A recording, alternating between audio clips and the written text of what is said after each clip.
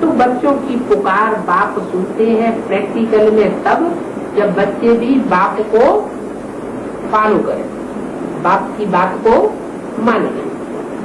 तो बाबा को भी याद करना है और मम्मा को भी याद करना है। तरीका क्या है?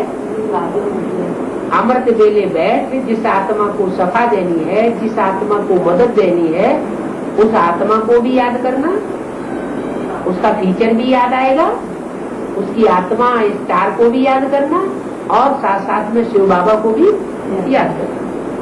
बाबा मम्मा को सफा दो, अगर ऐसे सभी याद में बैठे तो बाबा कितना सुनेंगे, कुछ न कुछ फायदा हो जरूर सकता है। आयु का भी दान दे सकते हैं, जितना बाबा को याद करेंगे उतनी आयु बड़ी होती है, याद नहीं करेंगे तो आयु कम होती जाएगी, याद करने वाले की भी आयु कम होती जाएगी। और जिसको मदद देंगे, मदद देने की बात सोच रहे हैं, अगर बाबा को याद नहीं किया अमृत बेले तो उसकी भी आयु कम होती जाएगी। अगर बाबा को अमृत बेले याद करेंगे तो उसकी भी आयु बढ़ेगी जिसको मदद देना चाहते हैं, और अपनी भी आयु बढ़ेगी। समझो कोई का पति नहीं आता है ज्ञान में, तो बाबा को याद करना है, बाबा हमारा पति सुनता नहीं है, हमारा पति ज्ञान की बातों को सुनता नहीं है, आप उनकी बुद्धि को ठीक कर दो। अमृत बेले सवेरे बाबा की याद में बैठकर ऐसे अंदर से शुद्ध संकल्प उस आत्मा के प्रति चलाओ। बाबा किसकी बात सुनेगा वो भी समझना है। अभी क्या बताया, बाबा किसकी बात सुनेगा? जो बाबा की बातें सुनेंगे, प्रैक्टिकल जीवन में धारण करेंगे तो बाबा उनकी बात सुनेगा। अगर तुम बच्चे बाबा की बात नहीं मानते तो बाबा भी तुम्हारी बात, तुम्हारी फरियाद को नहीं सुनेगा।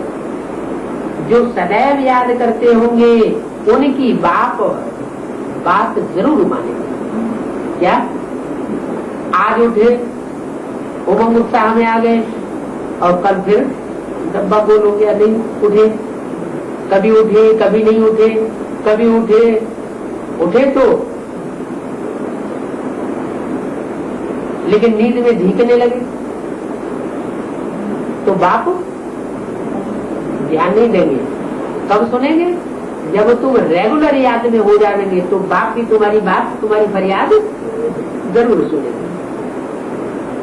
तो बताया बाबा किसकी बात सुनेगा वो भी समझना है।